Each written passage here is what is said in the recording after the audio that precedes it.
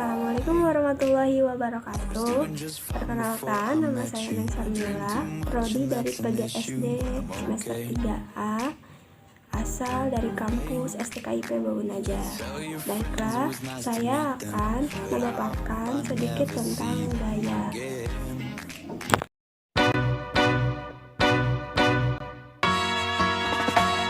Singing low while I pop a bottle off of your chain swinging, clang clang, and it costs a lot. Bitch, I'm always at the guala, yeah, and you are not badass beat. Keep on going till you hit the spot. Whoa, I'm a big bag hunter with the.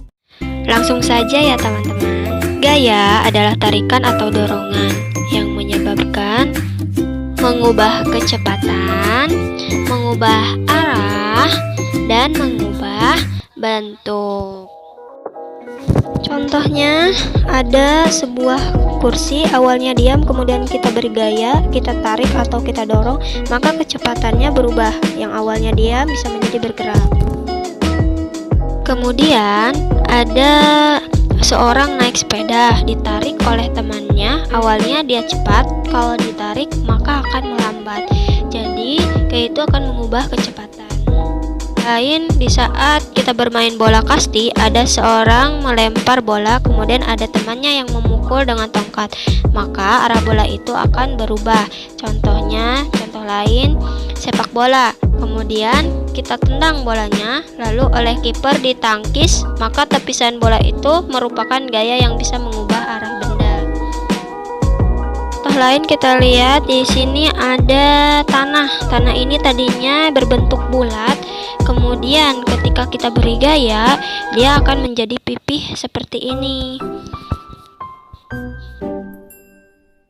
Nah, tiga gaya ini tarikan atau dorongan yang mengubah kecepatan, mengubah arah, dan mengubah bentuk. Nah, kemudian lambang gaya adalah F dari kata force, bukan berarti style. Gaya di sini adalah force. Kemudian satuan gaya adalah Newton. Newton ini yang menemukan konsep gaya sehingga diabadikan menjadi N atau Newton.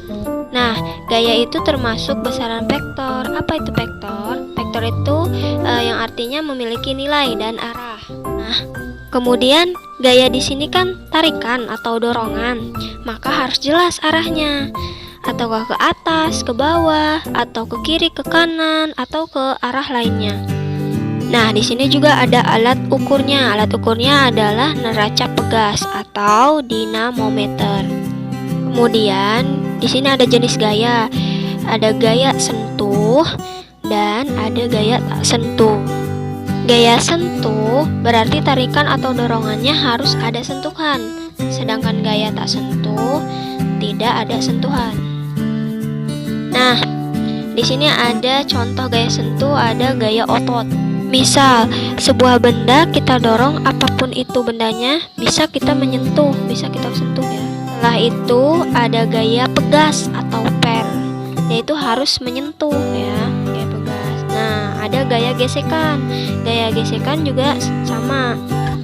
Kemudian ada gaya normal, itu juga termasuk ke dalam gaya sentuh.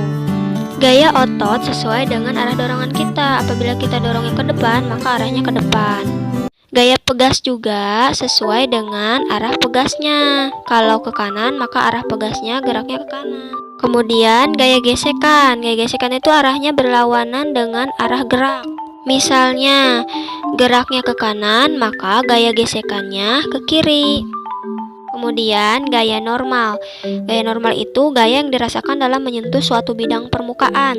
Arahnya selalu tegak lurus dengan bidangnya. Nah, sekarang ada gaya tak sentuh.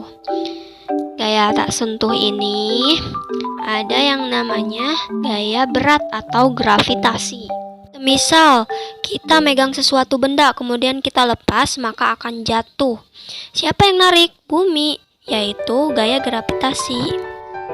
Benda dan bumi tidak bersentuhan, tetapi gaya gravitasi ini termasuk gaya tak sentuh. Kemudian ada contoh lainnya, yang kedua ada gaya listrik. Gaya listrik ini tanpa sentuhan juga bisa tertarik atau tertolak. Contoh lain, gaya magnet. Kalau misalnya kita punya magnet, akan terasa tarikan atau tolakannya ya teman-teman. Nah, gaya berat atau gaya gravitasi ini adalah arahnya selalu ke bawah atau ke pusat bumi ya teman-teman.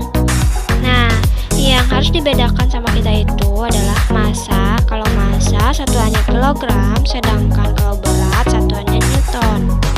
Massa itu dimanapun ia berada nilainya selalu sama, sedangkan berat besarnya tergantung gravitasi pada benda tersebut.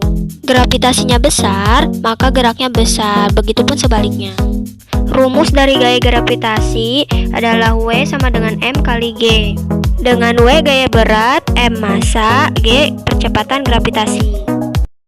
Nah, oke guys, kita lanjut ya. Di sini ada sebuah bidang miring. Di sini ada beberapa gaya, misalnya seperti ini. Ada gaya ke sini, dan ke sini. Di sini gaya gesekan arahnya berlawanan dengan arah gerak. Ada gaya normal arahnya tegak lurus dengan bidang, dan gaya berat arahnya ke bawah atau ke pusat bumi. Lihat arah ke bawah ini, arah gaya gravitasi atau gaya berat selalu ke bawah atau ke pusat bumi. Kemudian gaya normal arahnya tegak lurus dengan bidang.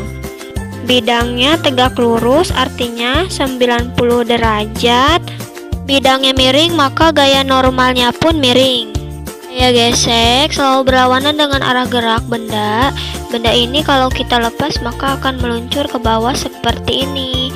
Maka akan gesekan berlawanan dengan arah benda.